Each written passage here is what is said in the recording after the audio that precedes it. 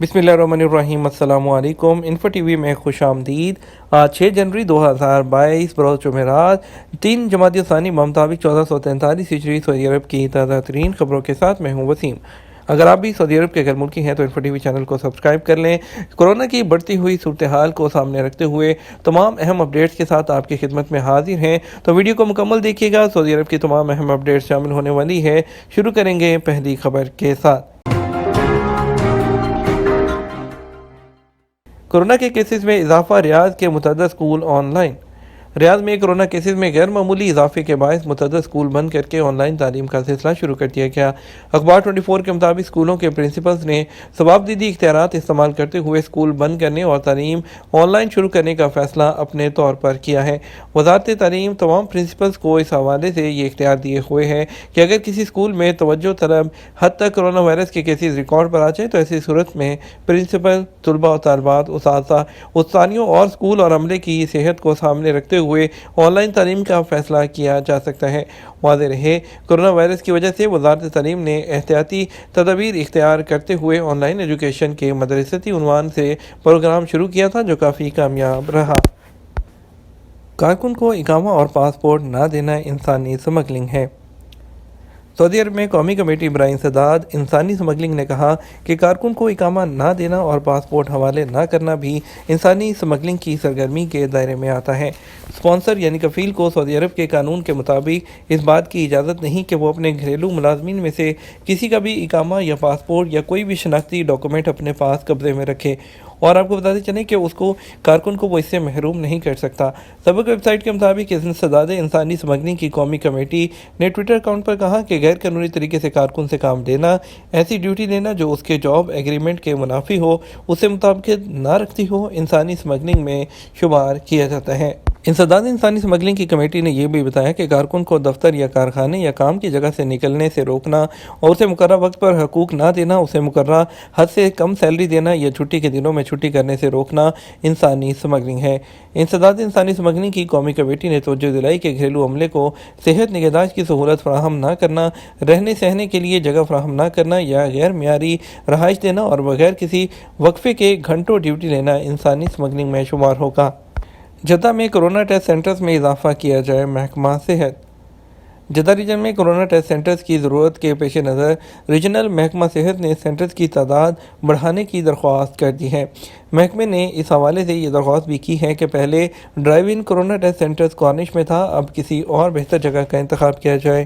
اخبار 24 کے مطابق محکمہ صحت کے ذرائع کا کہنا ہے کہ شمالی جدہ میں نئے کورونا ٹیسٹ سینٹر کی منظوری کی توقعات ہیں، جہاں کارنش کے مقابلے میں ٹیسٹ سینٹر زیادہ مؤثر ثابت ہوگا۔ محکمہ صحت نے اطمینان دلایا ہے کہ کورونا ٹیسٹ کے لیے اپائنٹمنٹ لینے والوں کی طرف سے کوئی خاص دباؤ نہیں ہے، تاہم آئندہ مرحلے میں امکان ہے کہ ٹیسٹ کے لیے آنے والوں کی تعداد بڑھ جائے۔ محکمہ صحت نے بتایا کہ کارنش پر کورونا ٹیسٹ سینٹرز کی مینٹیننس کی وجہ سے بند کیا گیا۔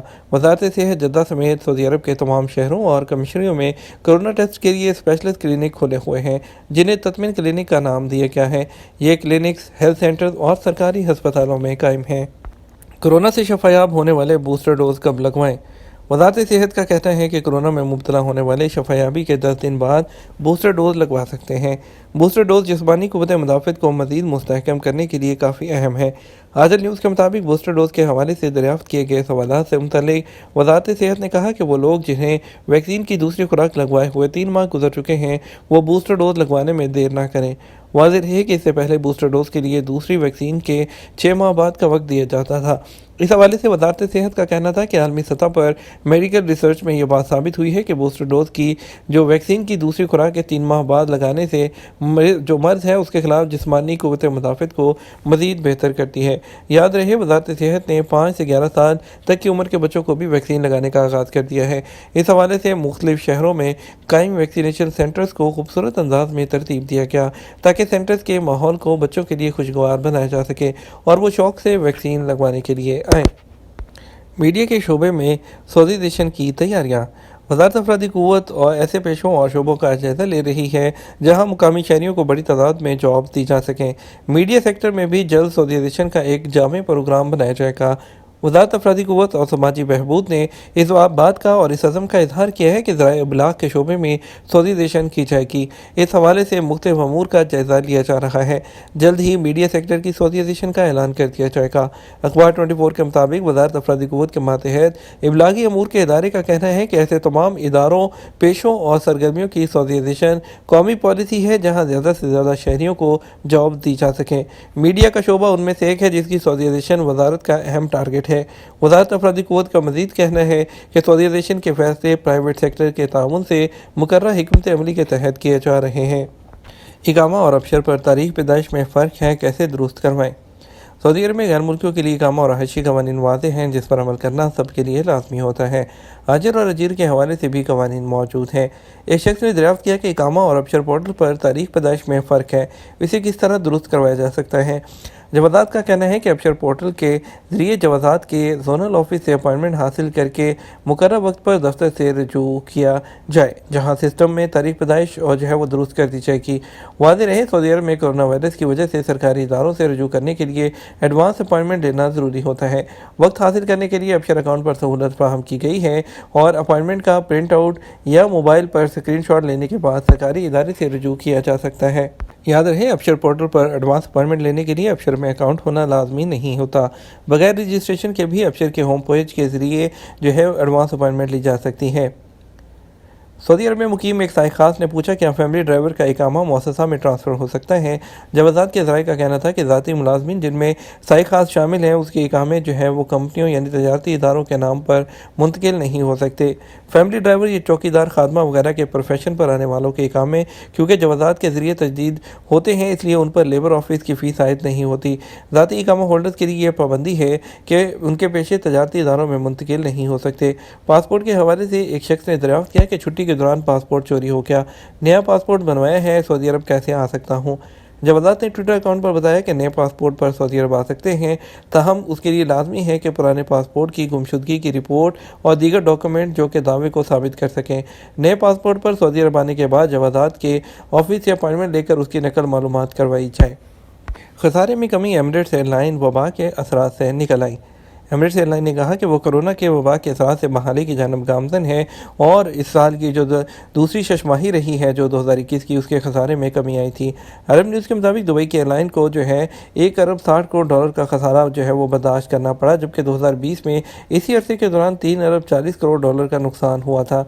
कंपनी के CEO ने एक बयान में बताया था कि कंपनी वो ममालिक की जानब से बंदिशें कम किए जाने के बाद पूरे ग्रुप में बहुत बेहतरी आई है। उनका मज़ीद कहना था कि इसके काम में बेहतरी की रफ्तार बढ़ती जा रही है और साल ब साल रेवेन्यू उनका बढ़ता जा रहा है और मुसाफिरों की तादाद में 319% तक का भी इजाफा हुआ है।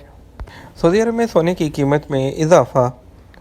आलमी मार्केट में सोने की कीमतों में होने वाले इजाफे की वजह से सऊदी अरब में भी सोने के रेट में इजाफे का रुझान देखा गया। अजल वेबसाइट के मुताबिक बुध 4 जनवरी को सऊदी अरब की गोल्ड मार्केट में जो सोने की कीमत थी वो 219.29 रियाल तक पहुंच गई थी। मार्केट में सबसे ज़्यादा फ़रोख्त होने वाले 21 कैरेट 1 ग्राम सोने की कीमत भी 191.88 रियाल तक देखी गई, जबकि 18 कैरेट 1 ग्राम सोने के जो रेट थे 164.47 रियाल तक देखे गए। बात करेंगे आज के रियाल के रेट के बारे में। सऊदी अरब के मुख्तलिफ ट्रांजेक्शन के मुताबिक आज का सऊदी रियाल का रेट इस वक्त फौरी बैंक 46 रुपये 58 पैसे, STC पे 46 रुपये 43 पैसे, तहवील अडाजी 46 रुपये 20 पैसे, वेस्टर्न यूनियन 46 रुपये 56 पैसे, मनीग्राम 46 रुपये 68 पैसे, टेली मनी 46 रुपये 10। फौरी बैंक दे रहा है इंडिया के लिए 19 रुपये 57 पैसे, इंजाज बैंक 19 रुपये 60 पैसे, STC पे 19 रुपये 45 पैसे, तहवील अडाजी 19 रुपये 95 पैसे, वेस्टर्न यूनियन 19 रुपये 53 पैसे और मनीग्राम 19 रुपये 66 पैसे दे रहा है। बांग्लादेश के लिए फौरी बैंक दे रहा है 22 टका 69 पैसा, इंजाज बैंक 22 टका 35 पैसा, STC पे 22 टका 66 पैसा, तहवील अडाजी 22.41, टेली मनी 22.30 और वेस्टर्न यूनियन 22.76 और मनीग्राम 22 टका 83 पैसा दे रहा है। बुध को कोरोना के मरीजों की तादाद बढ़कर 3045 हो गई। सऊदी अरब में बुध को कोरोना के मुसद्दक़ा केसेस की तादाद बढ़कर 3045 हो गई और सबक वेबसाइट के मुताबिक मुल्क भर में कोरोना के मरीजों की मजमूई तादाद 5,65,482 हो गई। वज़ारत का कहना था कि गुज़श्ता 24 घंटों के दौरान 484 मरीज़ शफ़ायाब भी हुए थे। कोरोना से शफ़ायाबी हासिल करने वाले मरीज़ों की कुल तादाद बढ़कर 5,43,553 हो गई है। کورونا ضوابط کے حوالے سے میونسپلٹی کی تفتیشی کارروائیاں۔